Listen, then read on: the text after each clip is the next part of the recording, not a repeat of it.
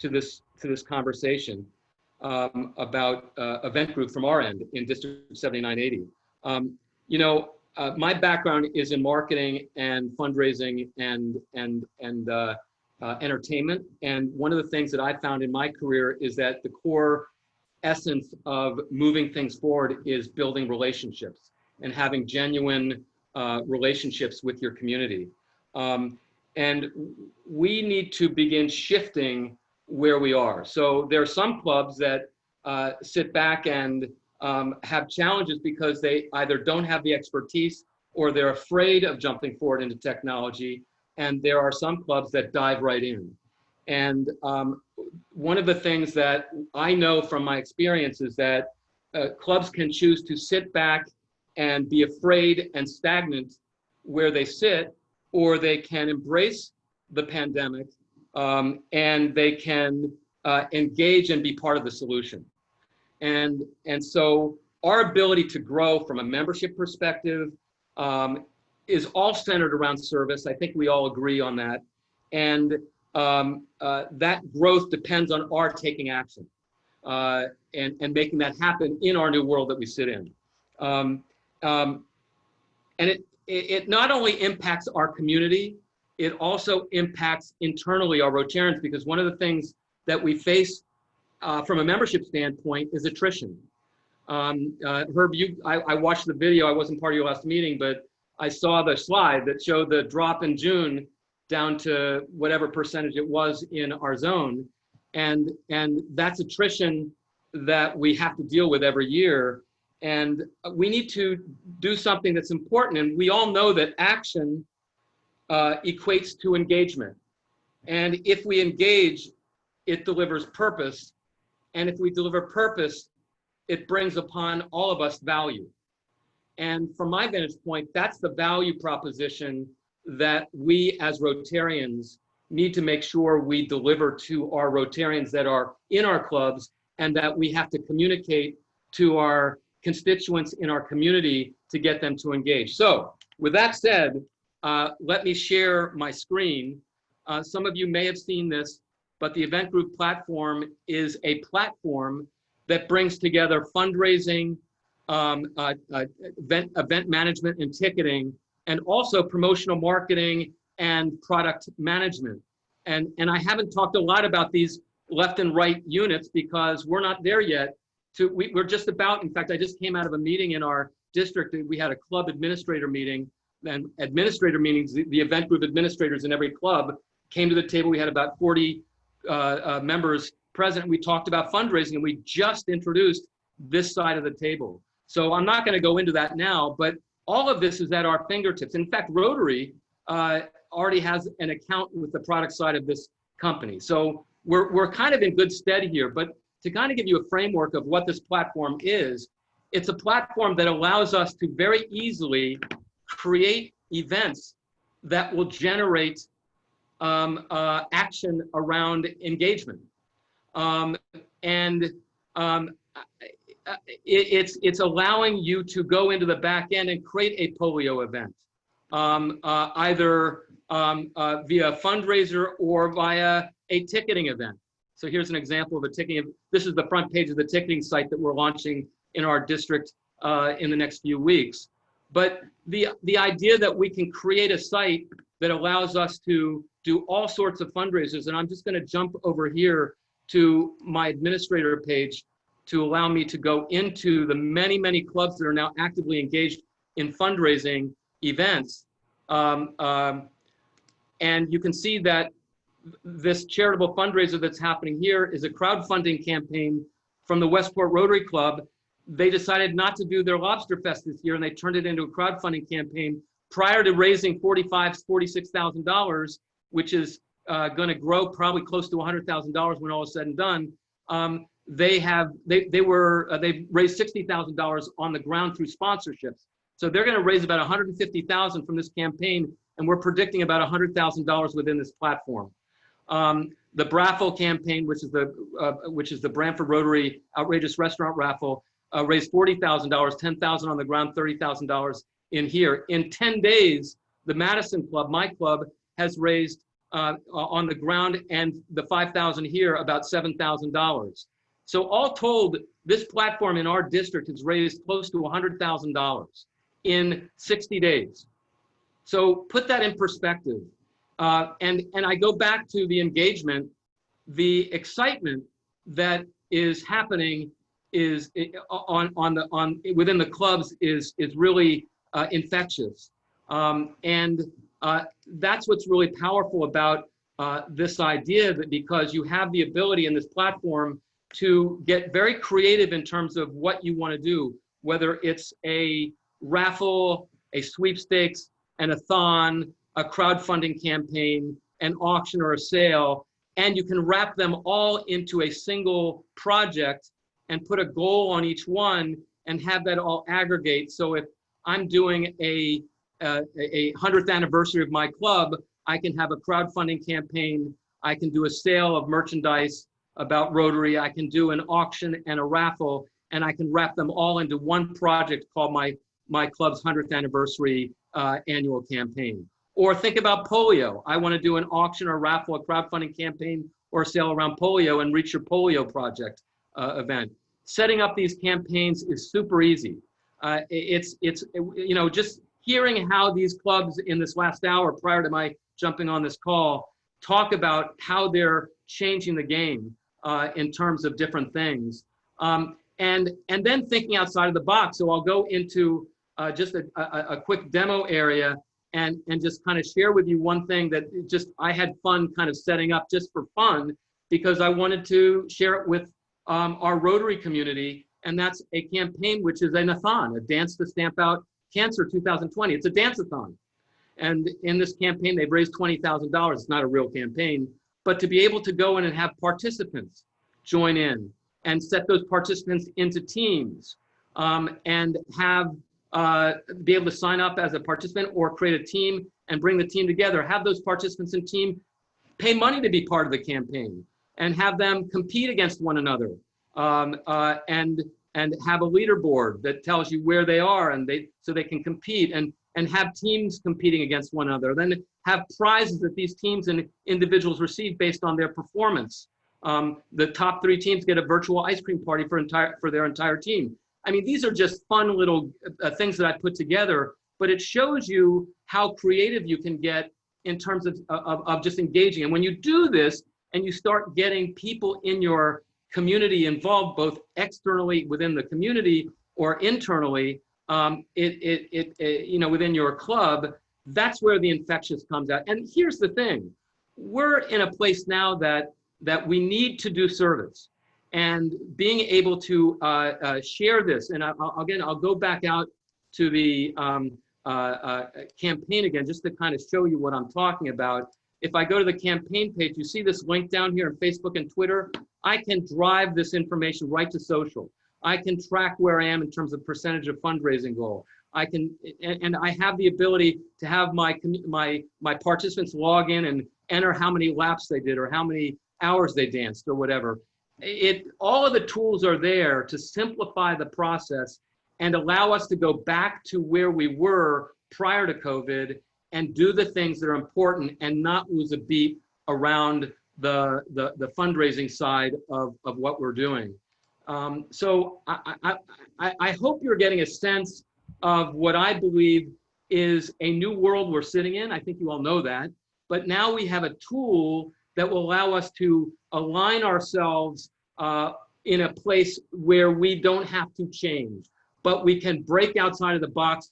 And instead of having a virtual community of, in my town, Madison, Connecticut, that I'm going to fundraise around, I can now virtually fundraise worldwide.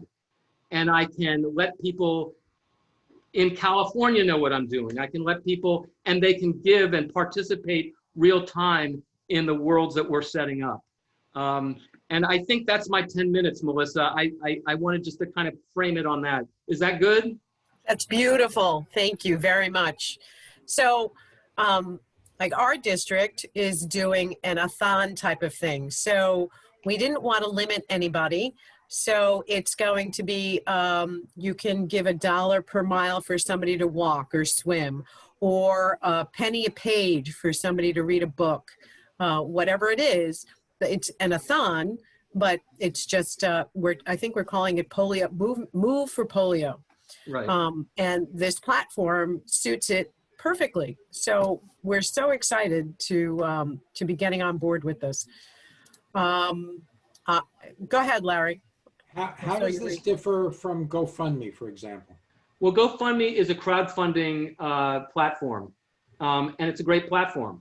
What's different about this platform is you can brand it to your Rotary Club. So if you saw, it had a full branding around Rotary brand infrastructure, color, text, and it's fully integrated between all of those ideas. It's not just crowdfunding, it's raffle, it's auction, all those other things, and it has a tick. So it's a broader scope platform. Now, you said Rotary, RI, is there a discount available? Rotary International has a relationship with the product side of this company, Okay. which is ticketprinting.com. And that product side allows for Rotary hard raffle tickets, hard wristbands, lawn signs, posters, and whatnot. Sure. And I think they've been doing that for some time. The digital side of the platform has been around for 3 or so years. And Rotary does not have a formal relationship, although that's what's kind of being built here from the ground up. So currently, right, there is no setup fee, there's no monthly fee. You are feed based upon the amount of money that you take in.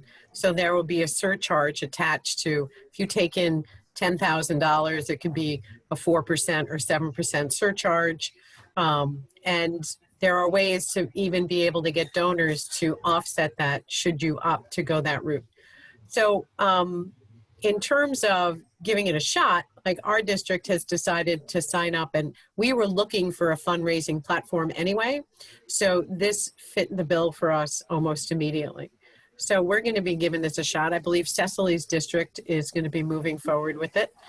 And really the kinds of events. Yeah, and really the thing that I wanted, because of tonight's theme, the thing that I really wanted to bring home is that this is not fundraising in a silo, right? Normally when we fundraise, you know, I see it all the time, even in the Facebook groups, the Rotary Facebook groups, we're so busy advertising to each other.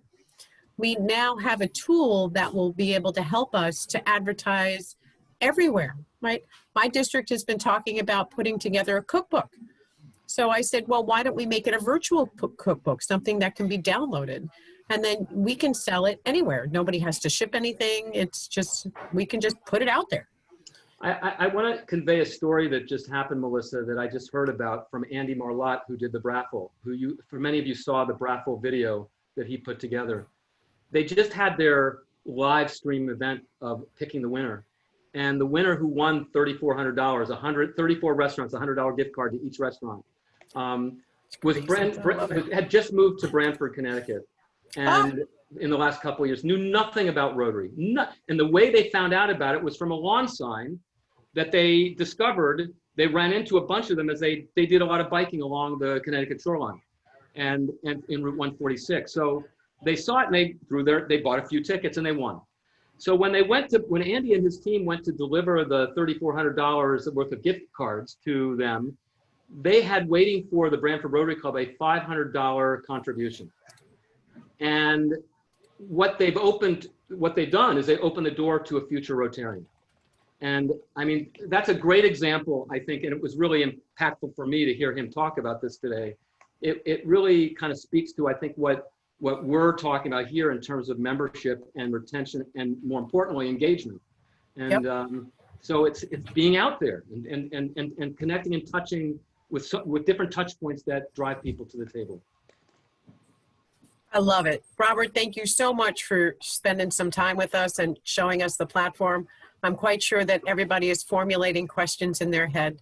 I'm going to pop on over to Director Valerie and her outstanding background. That, I think you get the background award. I love that. I've been working on it.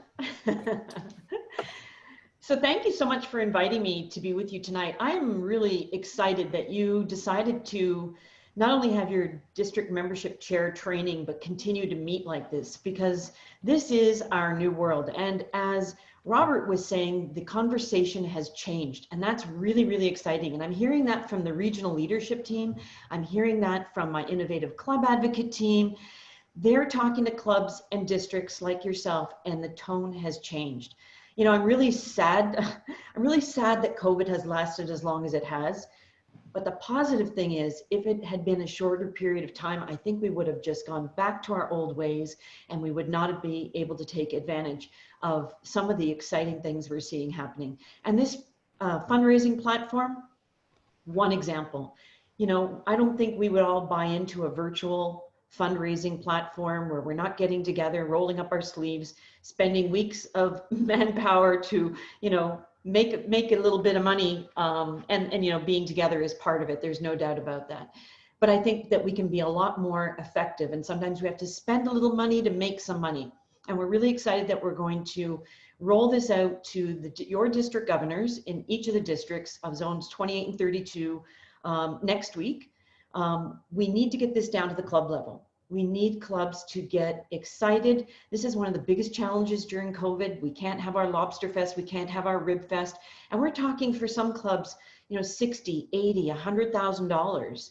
And that money goes right back into the community. And so, you know, we are so tuned into our communities right now. We have rolled up our sleeves. We were there. You guys have done amazing work. And there's a great million mask challenge that's going to be happening in zone 32, and Robert's part of that. And you know what? People are stepping up. We're seeing human spirit like we've never seen before. But we're also hearing about the innovative things that clubs are doing. And that too, I believe we are 5 years ahead of where we would have been if we didn't, unfortunately, experience COVID. And so one of the things that I've actually been talking about a little bit about is the club experience. So, you know, I use this analogy. I used to own a chain of restaurants, be a business person. And, you know, we've all left a job because we were unhappy. And it's not always the product we're selling in that company, the company's culture. It's almost always our direct supervisor or boss or our coworkers. It's always, for me personally, it's come down to the culture.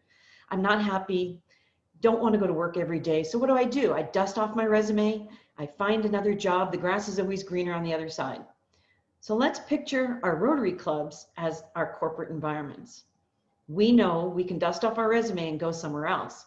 But for the average club Rotarian, they do not really realize there are different experiences for them out there. They don't realize that, you know, they're unhappy, so they just go out that back door that's been revolving for so many years. We're bringing them in and they're going out. And they don't realize if they don't fit with the club culture, that there are alternate experiences out there. And so the exciting thing that that's happening right now is we've got the innovative club advocates, we've got hybrid clubs that are probably going to come out of this. You know, I am still concerned about some of the clubs maybe in your districts that aren't meeting. This is the time where we really have to reach out to them, ask them to join us if they're not able to do it for technology, or run those technology sessions for them. But the more we move into passport clubs, satellite clubs, cause-based clubs, and we advertise this and get that word to the club level, Rotarian, I believe we could put a bit of a stopper in that bathtub from people leaving Rotary. So I just, you know, I wanted to just talk to you briefly about that. We have an amazing team of regional leaders, your Rotary coordinators, your public image coordinators, your foundation coordinators. And this year we took a different approach. We've assigned each of those and the assistants to specific districts. So you have a team dedicated to you in all areas of support that you require. So we're hoping that in this virtual world, you will lean on them more to come to some of your meetings, get the word out to the clubs so that, you know, we have this opportunity now to be speakers without physically getting together, with wonderful backdrops too. We can do that. And so I just really wanted to take this time to kind of get that message out, that we need to talk to the Rotarians at the club level that are there are alternate experiences. If they're not happy, we have innovative club advocates on this call who will help them design a club that they haven't even thought of before, that fits their needs, that brings them that value proposition, and will keep them in Rotary. So I think we have this opportunity to really take advantage of, you know, the shift in thought pattern, and it is exciting. It's exciting to see. It's exciting to hear your numbers. It's exciting, you know, that people are being inducted every day. People are embracing. People who have left are coming back to this new platform. So thank you for all that you're doing, because you're the voice in the district. The clubs look to you.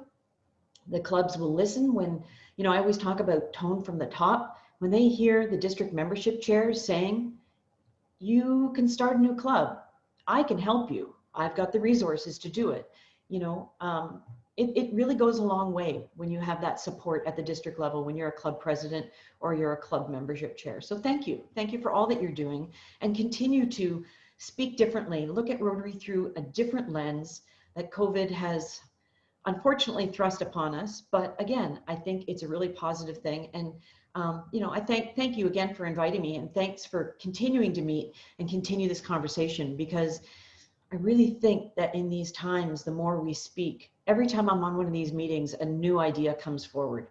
And so the more we just get together and informally chat about what's going on, it will help move us all forward. So thank you. Excellent. Thank you so much, Valerie. Yay, everybody can go clap, clap, clap, clap, clap. Oh yes, Kimmy has it right. Okay, so up to this point, any questions, comments, concerns before I hand it over to Karen? Go ahead, Alex. I just have one one quick question for Robert, and that is the way it looks like in your district, you created a separate branded version of the Event Groove portal that is hosted by your district, and then you shared that with all the clubs in your district as a platform. How would another district go about creating something similar? It's a great question, because Melissa is going through this right now with 7190. We created a platform for District 7980 by purchasing a URL called Rotary 7980gives.org. And, okay. we transferred it to Event Groove, and they created our platform out of that. And when you set up a master platform with the district as the umbrella, clubs can go into that brand and create their own club domains, subdomains. So for instance, my club's madison.rotary7980gives.org. Oh, fantastic. Okay. And so that's how Melissa's going to do it in 7190. They've already purchased a Rotary 7190gives.org, and 7230 in Manhattan did the same thing. They're doing 7230gives.org. Okay. And who at Event Groove do I need to talk to about creating such a master platform? Actually, if you want to give me a call, I'll make the introduction. And okay, that will be great. So just if you want, Melissa, do you want me just to put it up on chat, my phone number? Yeah, why not? Why don't you? That would just be easiest. Yeah, okay, yep. Great. Email and phone number would be great. Thank you. So also, your district governors are going to be introduced to this platform next week? Wednesday. I think it's on the 12th? The 12th, I believe, yeah. So, is it the 12th or the 16th? Sorry. I'd have to look at a calendar. It's the 16th. Yeah. Okay, there you go. So it'll save you some breath, hopefully. Tell them to be prepared, though, because they're going to be blown away. Excellent. All right. Thank you again, Valerie and Robert. Please feel free to hang out if you want. And Karen is going to be taking over. She's going to be facilitating the remainder of our discussion, talking about membership through service. And hopefully Missy might chime in with one or two specifics on how she was able to grow her district up to now. So Karen, it's all yours. I think I'm unmuted. Can everyone hear me? Sure can. Hi, and I'm so excited to be talking and facilitating this discussion tonight. And this is definitely a discussion. This isn't me doing a presentation, so everybody chime in. And I want to thank Missy for that great assist at the beginning of the meeting. I didn't know that was coming, but that was like the perfect introduction to this conversation. So we were talking at our last meeting about how, membership continues to be a problem. And frankly, we've been having this problem for a while, especially in North America, and we've been trying to think out of the box, and there definitely are some new ideas, and the innovative club advocates have, there's new models, and Rotary's given us the opportunity to be very flexible. And I think we've all gotten the message that we can't do things the same way and expect new results. We definitely have to shift the paradigm and start thinking in new ways. So tonight we thought it'd be a great idea to talk about some new approaches, new ideas, new strategies for the Grow Rotary Toolkit. And we really accidentally, I guess, came upon the idea that, most of our members stay in Rotary, get excited about Rotary, get engaged in Rotary because of the service that we do. And so if we shifted our thinking a bit when it comes to our role as membership mentors to being service mentors, what if we helped clubs think about how to become more service active, the clubs that need to or the clubs that want to? What if we shifted our role slightly and started giving new tools and new guidance that was more service focused than the, I don't want to use the word traditional, but I will, traditional membership focus that we use. So before we start peeling back this idea, I just want to mention that I personally think there's a big difference between a service project and a fundraiser. I mean, the service project that I'm envisioning right now that we can use as membership mentors is not necessarily a fundraiser. It's really the hands-on service project. And I know you're thinking, wait, we can't do hands-on because of COVID, but we're going to overcome that in a minute. So I want you to take a minute before we launch into this conversation, and each of you, I want you to write down or make a mental note of 3 clubs in your district that you would characterize as the strongest clubs.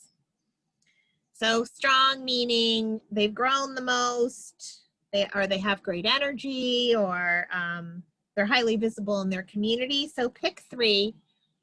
Don't spend time racking your brain, just top 3 that come, and write them down.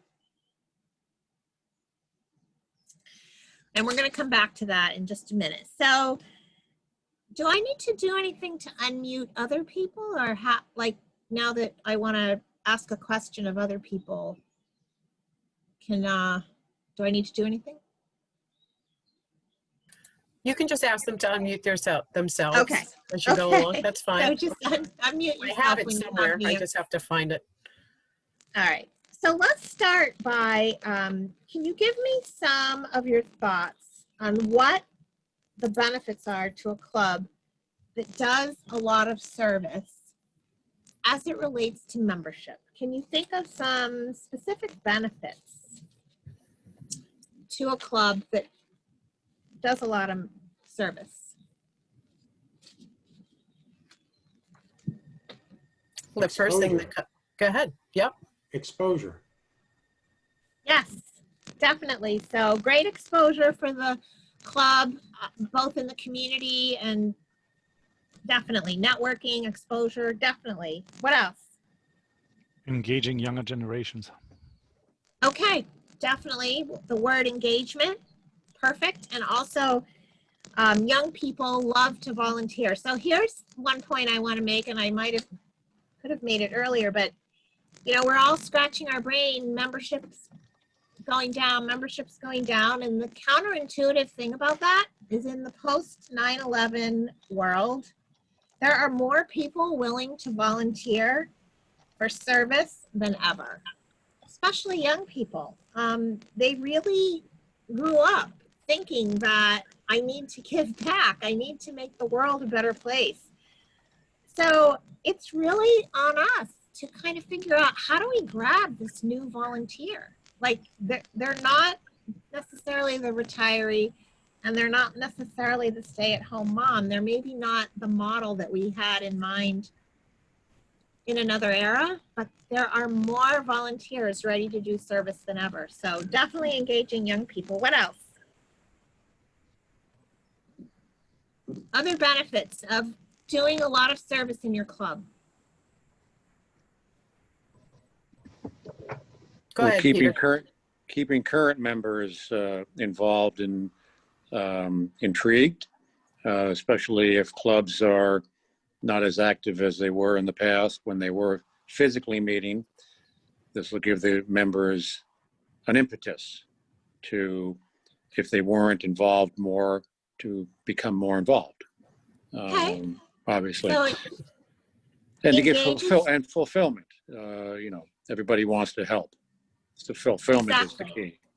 Right. Gives you that sense of you are giving back. Another way to look at the engagement is it's not just engaging members. It's an opportunity to engage their friends, their family, their colleagues, their peers from work. I mean, when you have a service project in your club, it's not just the fact that you can show up. You can invite your circle. You can invite your network to participate. What else? What's another reason why a club that does a lot of service does well? Another benefit. One, and it's kind of building on what you just said, Karen, is it builds your brand in a meaningful way. I look at it as an example of my Rotary Club, who mostly pre-pandemic, but we would be going to a monthly soup kitchen where a lot of other groups were involved, and where they're talking about Rotary as we show up. Or a Rotary Club of Harlem does a big food packing event once or twice a year, where it's like, you know, the beans and the setup and everything. They get outside groups. So they get groups of other organizations coming in, nurses from a hospital, a group of radiologists, a group of like women from book, like, so other groups are coming into this big event for food packing, but then they learn about Rotary while they're there. So they're coming for the service, but then they hear about Rotary, and it builds that brand awareness, which could turn into members. I think that is one of the key takeaways of how a club benefits from doing more service, because you grow collaborations with other community groups. You can't really initiate a service project without touching your community, because you have to find out what your community needs. So you have to get in touch with the senior center or a high school or the food pantry, or I mean, you have to reach out to the other group that you are going to do the project for, if nothing else. And very often, like you just said, Cecily, it brings in other groups to participate. And that growing of collaboration with other community groups helps in so many ways to make your Rotary Club stronger and or to bring in new Rotarians. So that I think that's one of the major benefits to clubs that do a lot of service. Anything else? Anybody else? Oh, there's one really big one no one has said. It's a 3-letter word. Fun. Yes. Fun. Exactly. So let me just ask you, what is more fun about going to a Rotary meeting? Would you rather go to a service project or go to a lunch with a speaker? And not to say there's nothing great about a speaker, but service projects are where you leave and you've got that little tingle like, oh my gosh, I'm so glad that I'm in Rotary. It's like where you have those feelings, and you can't replace it with what's happening at a meeting. So the service projects are fun. Anything else? Oh, I wanted to mention too, when someone said about great exposure for the club and members of your community, it's a great opportunity to use the People of Action campaign when you're doing your service projects, taking those pictures and doing a press release and, using the People of Action kit. Great opportunity with service projects. So let me ask you another question. Does anyone have an example? Well, we had one in the very beginning about a district that grew its membership because of more service projects. Anyone else have an example of a club that you can think of in your district that transformed itself by becoming more service-centric. Anybody have a great success story? Go ahead, Marty.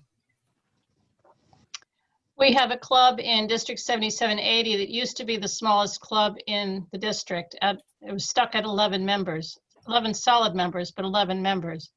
And before the council and legislation in 2016, so back when it was illegal to have anything other than a meeting a month, they decided that they were going to have 2 business meetings, if you will, with speakers a month, and they were going to have 2 virtual meetings in which every member of the club, all 11 of them, could go out in the community and do service.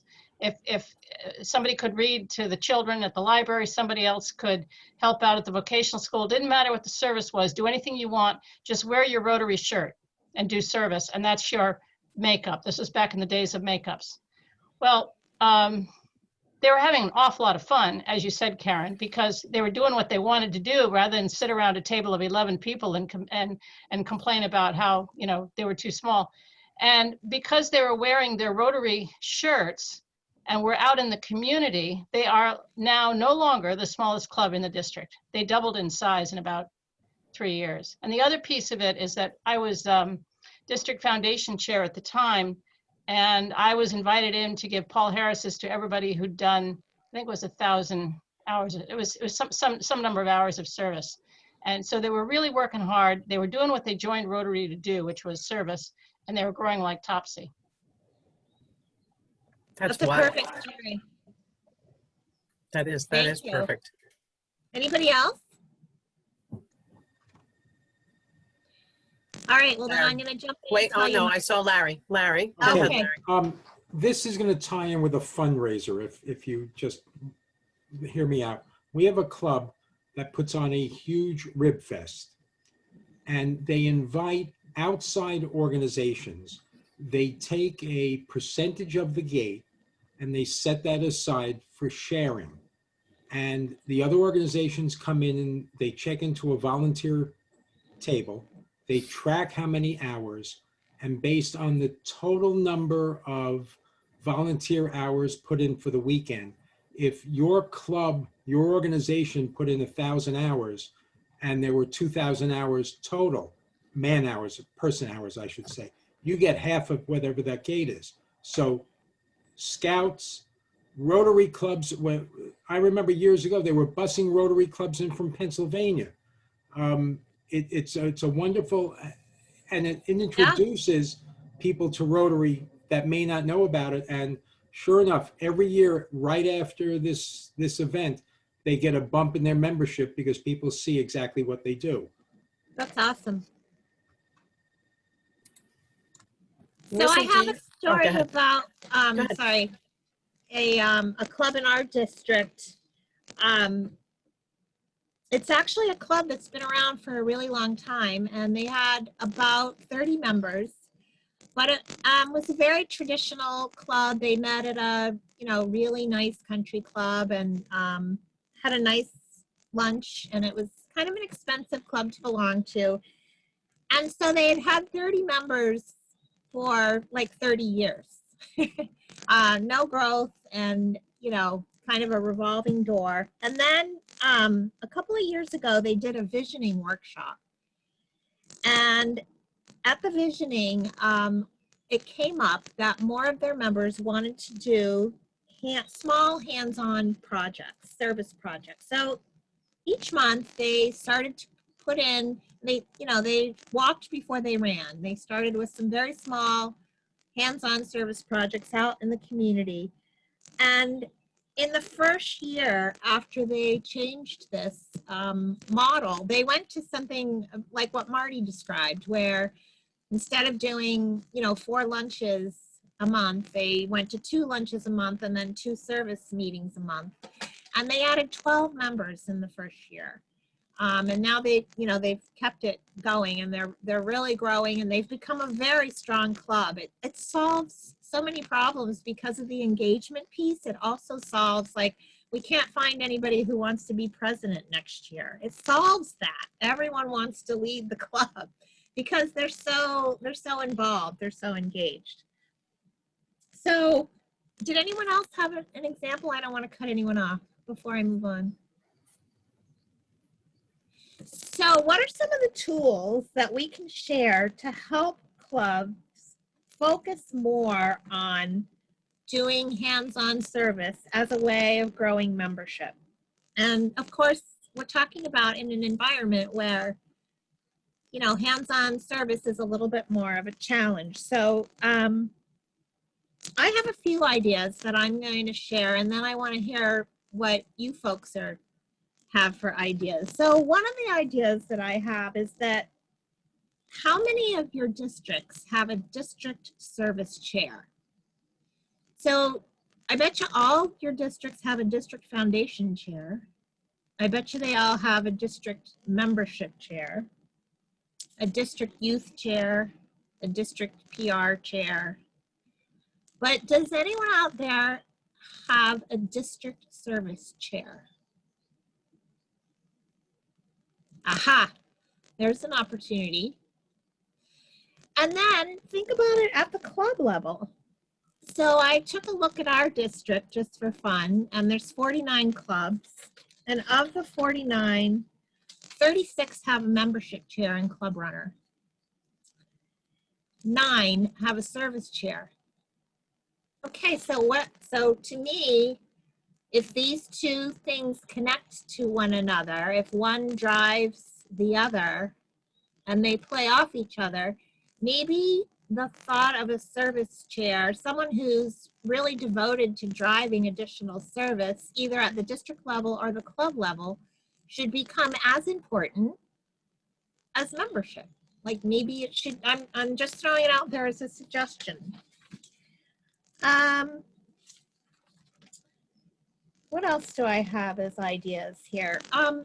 You know, the service component too can be a way to really draw in your community, as I mentioned earlier. So one district that I know of does an event every year where they honor community service heroes. They invite each club in their district to pick a community service hero from the Boy Scouts or from the high school or from the hospital. And they showcase those people, they bring them together at an event. And this has, for this particular district, it's always been really well attended, much more so than a foundation dinner, much more so than a membership dinner. Last year, they had almost 400 people attend. This is obviously before COVID. Rotary ran an article in the last Rotary magazine about why being kind is as important as ever. I don't know if you folks have read it, but it's a great article about the emotional and physical benefits to all of us of basically doing service. What are some ideas that you folks have about how to help clubs do more service? I have more, but I wanted to just make sure you have an opportunity to contribute too. Go ahead, Andy. We have a club in our district that's doing something very different start this Saturday. Instead of doing their own service project, they're joining a community service project, which is the picking up the trash on the main beaches. And so they're going out to a community service project all in their Rotary shirts. So they'll be jumping into somebody else's service project and trying to make a splash. Great idea. Kimmy, go ahead.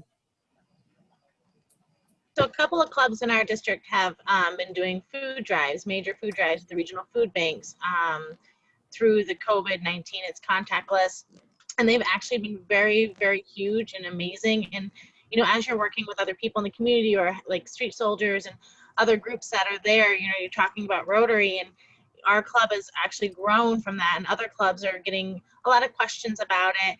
And actually just the other day, I actually called Melissa and talked to her a little bit about it. The Masons group is getting ready to do a major food drive. They're expecting about 600 people to arrive in our community right here in my town. And they said, we need help. And we were going to look at Rotary because the regional food bank said Rotary could give us a hand with this. So we're looking at building that out. So the other organizations are starting to look at us. So, you know, that's an opportunity for us to grow there when you're talking about Rotary and you're talking about service and being out there. You're touching all those people and they see your shirt and you're putting food in their car, and for families who don't have food. And it's actually very impactful, and they like to hear about Rotary and they remember that symbol every time they get a meal. Very cool. Great example. Yep. Larry, do you want to share what you just typed into the chat box? Okay, so my district 7210, I should say our district. I'm not allowed to say mine. Our district started, this past November was the first one. It was a service symposium. We've eliminated our district conference. It's the evening before we do a shelter box sleep out. Then we go to actually we did it at a casino in New York State, Saturday and Sunday. But Sunday morning, we did a all hands on service project where we had used pallets that someone donated, and a couple of carpenter Rotarians disassembled the pallets. We set up jigs, we had power tools, and we built furniture, a total of about 100 chairs and key closets for homes, and we donated it to a local homeless shelter, and they in turn sold it for profit. That's very cool. Yep. And this year we're trying to figure out what we're going to do. I'm a big fan of the free little library. Oh yeah. And it's an easy enough project that you can build it. Rather than buying it from them, you can fabricate it yourself. So with a couple of, now remember, my district's, a lot of it is rural.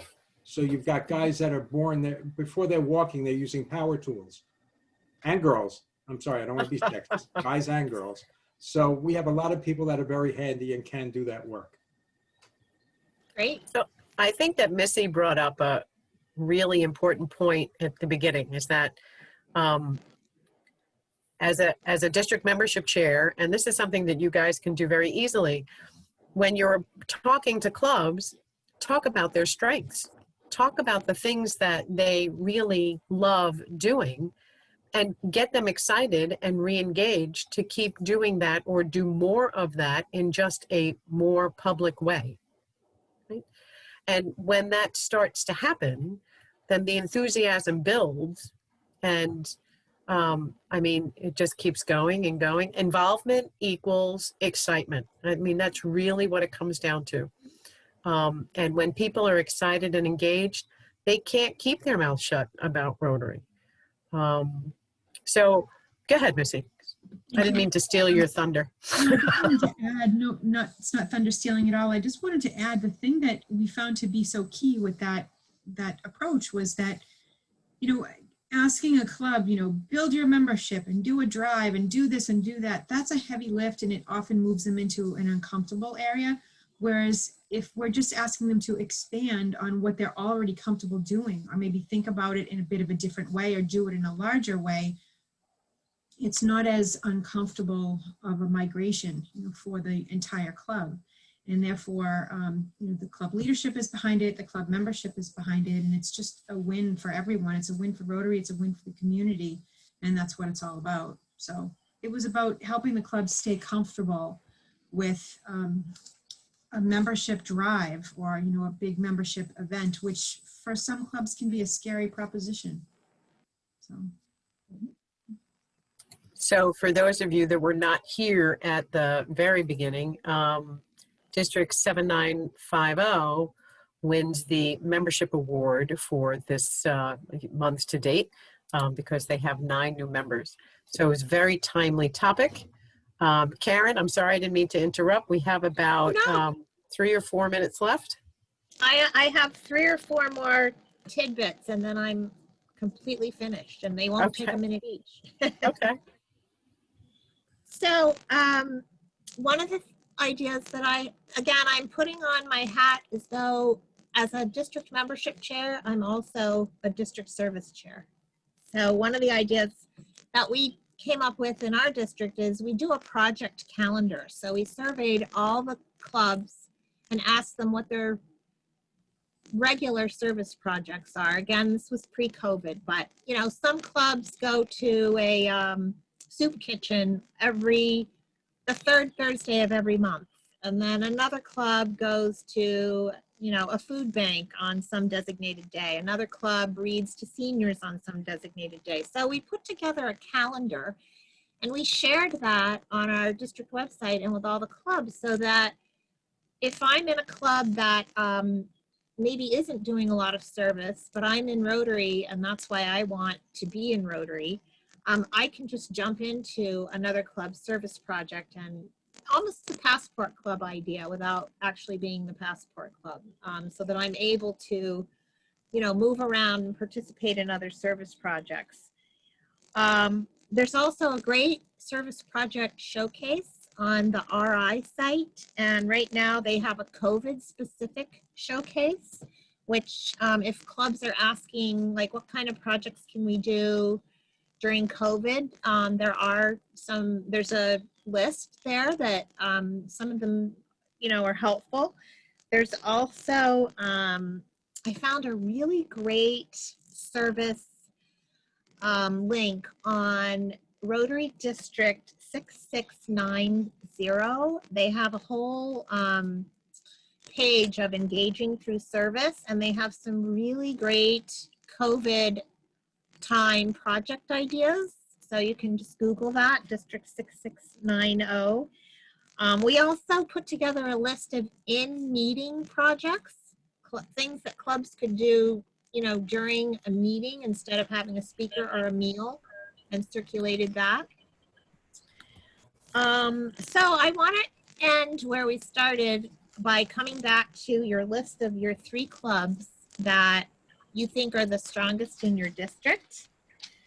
And I just wanted to ask someone to, now that we've had this conversation about service and membership, if anyone wants to share something about their 3 clubs and that ties into this conversation. Is there a connection? Do you see a connection between what we've been talking about tonight and your 3 strongest clubs in your district? And I'm opening it up to anyone.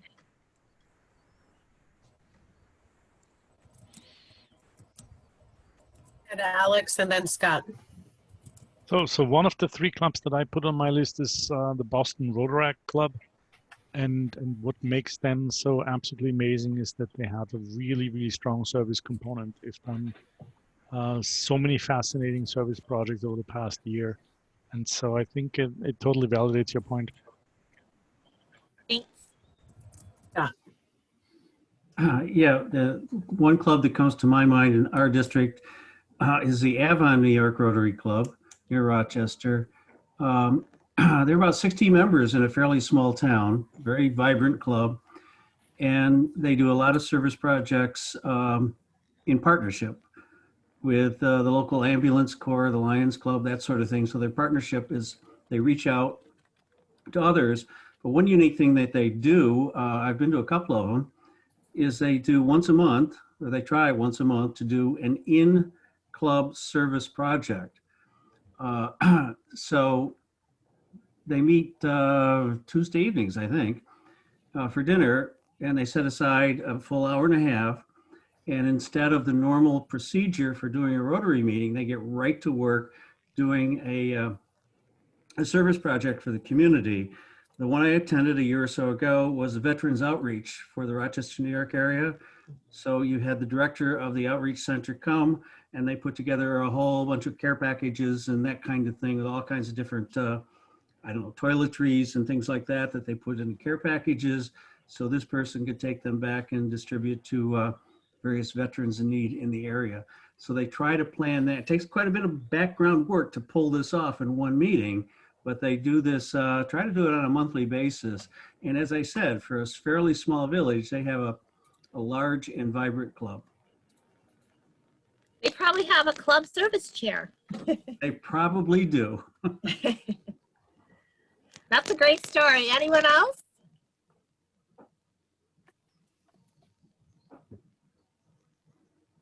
All right. Karen, thank you very much for a lot of welcome. food for thought. Seriously, a lot of food for thought. I like the idea of the calendar. Last year, I think, was one of the first years where we started doing in-meeting projects. And it just, you know, then it becomes habit. So it was really quite delightful. I do have a PowerPoint on service as a way of driving membership that I've used when I've given presentations at clubs in our district. And I mean, it's obviously got our brand on it for the district I'm in, but I'm happy to send it around to everyone. It's got some of what we talked about tonight in it. And if you're going to shift your thinking to being as much a district membership chair as a district service chair, you might be able to confiscate pieces of it. So I'm happy to share it. That would be great. Actually, Karen, if you could send that to me. I And will. Cecily is going to be sending me a in-meeting service project idea sheet.